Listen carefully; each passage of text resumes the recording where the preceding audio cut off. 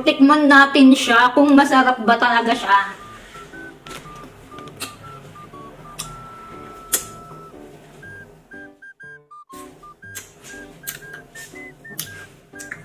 Sarap. Hindi siya super anghang, pero may anghang siya talaga, B. Ang sarap niya. Lasang bago. Grabe. Ang sarap talaga. Ito talaga yung pinaka-iintay ko. Open nga natin tong aking in-order na sampalo. Pangalawang order ko na to, guys. Pili ko talaga spicy to. Alam, may sili-sili pa. Guys, may sili-sili pa siya. Ito siya. Ang dami niya, guys, oh. 1 kilo. Kikiluin ko lang, ha, kung talagang 1 kilo to. Ayan, guys, papakita ko sa inyo kung talagang 1 kilo yan, ha. Oh, 1 kilo, diba? Oh, isa pa.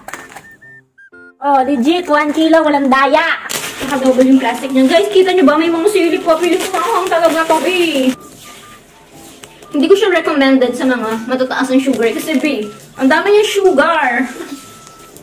Pero para sa akin, sana next time naman, huwag na masyadong sugar. Parang yung kilo niya, puro sugar na lang din. Oh.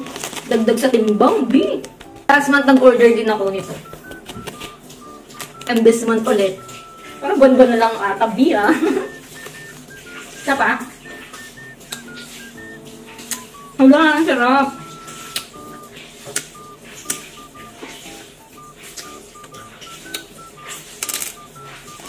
Ang sarap.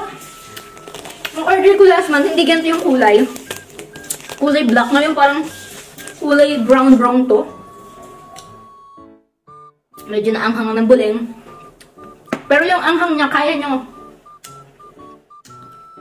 Ito yung anghang na hindi sobrang anghang. Pero may sipa talaga, B.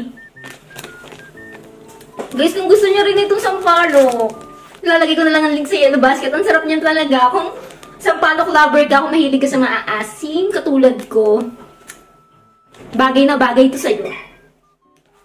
Yun lang. Thank you for watching. Good evening. Bye!